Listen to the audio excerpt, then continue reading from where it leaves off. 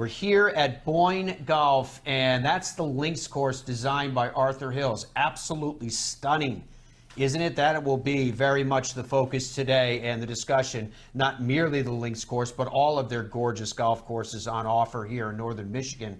There's actually 11 of them in their entirety, and we're going to take a look at Boyne Golf from multiple different directions today. Here's a look at the three resorts here. The Highlands, featuring the Heather, the Arthur Hills course, Donald Ross Memorial, the Moor, the new Dunbre, the short course it's super fun. We had a chance to play it yesterday. The Bay Harbor Golf Club with the Links, the Quarry, and the Preserve, and then of course Boyne Mountain with the Alpine and the Monument and Crooked Tree Golf Club, which is across from Bay Harbor Golf Club. So we've got so much to share with you, so much to talk about as we sit on the shores of the inland sea of Lake Michigan, and it is so stunning and so gorgeous. And if you haven't been to this part of northern Michigan and you see the lake, I think you'll be amazed to look at its turquoise waters that will remind you very much as if you were in the Caribbean,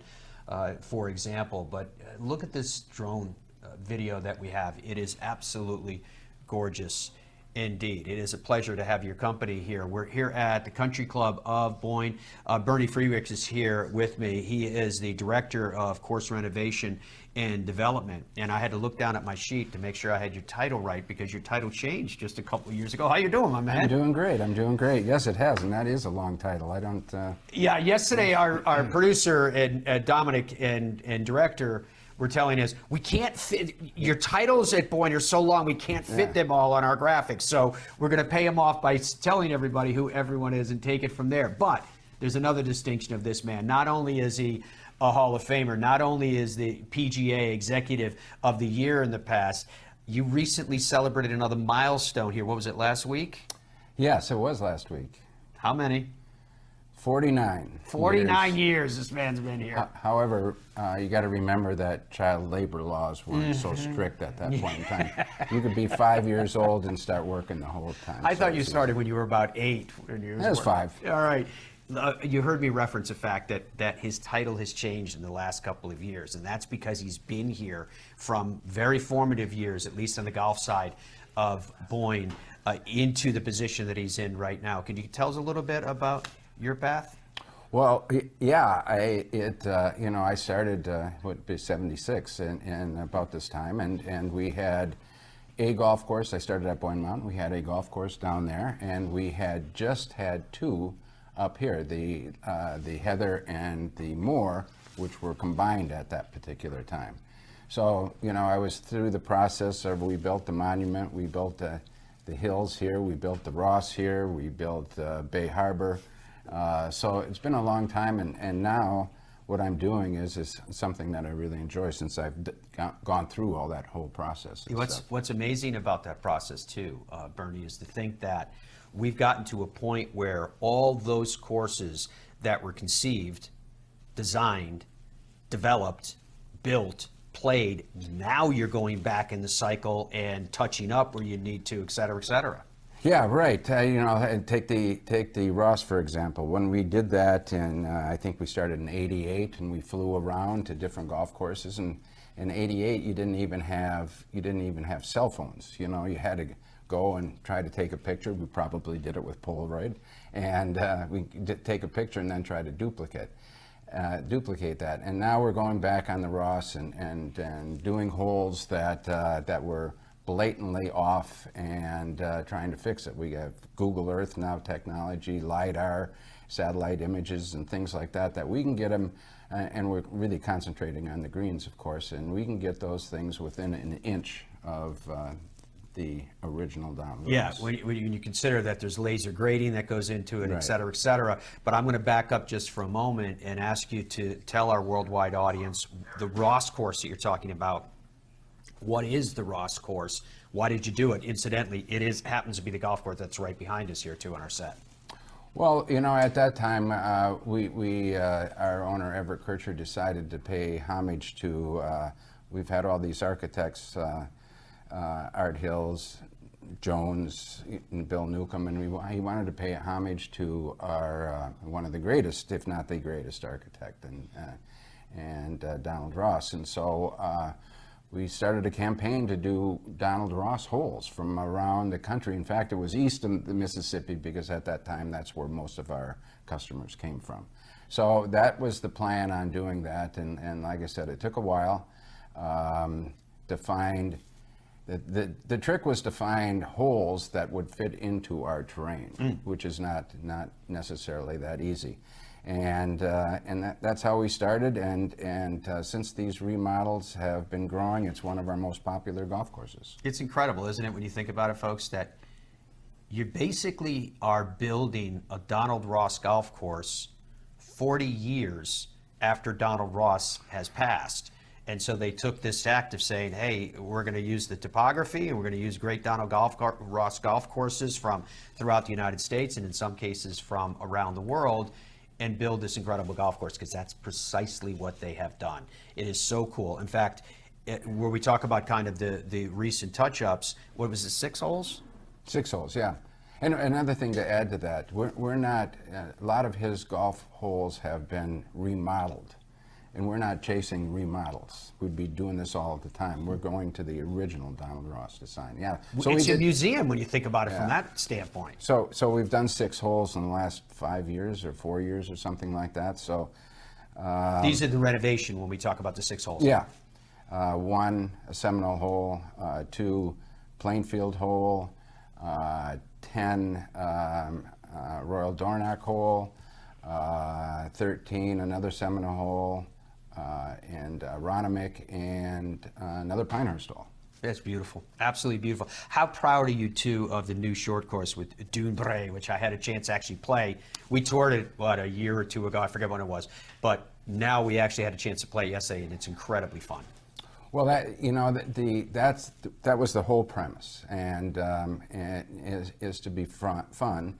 And so we have don't have formal tee boxes. We have the tees and the fairways are all cut the same length.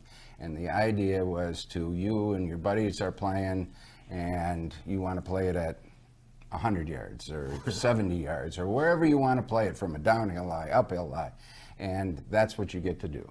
And again, we had Ray Hearn, and this is not a duplication like the Rosses, but these are inspired by greens that are from around the world in the U.S. and things like that. That we've kind of used this to inspire this golf course with, and it's been really good. Yeah, it's so much fun, to the point that Bernie was making. Donna and I played it yesterday, and you're only taking a handful of clubs with you, right?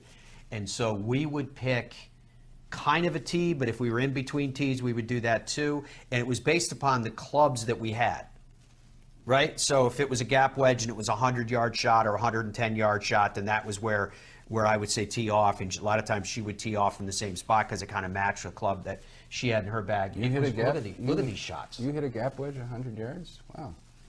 That's pretty good. Should I be happy about that comment or a little offended? Look at these photos. Isn't it gorgeous? The way that you collared it with the fescue and... Yeah, and if you notice there, that when you played it, there's a lot of holes that you can miss it to the right or miss it to the left, and it'll bound towards the green, except that one.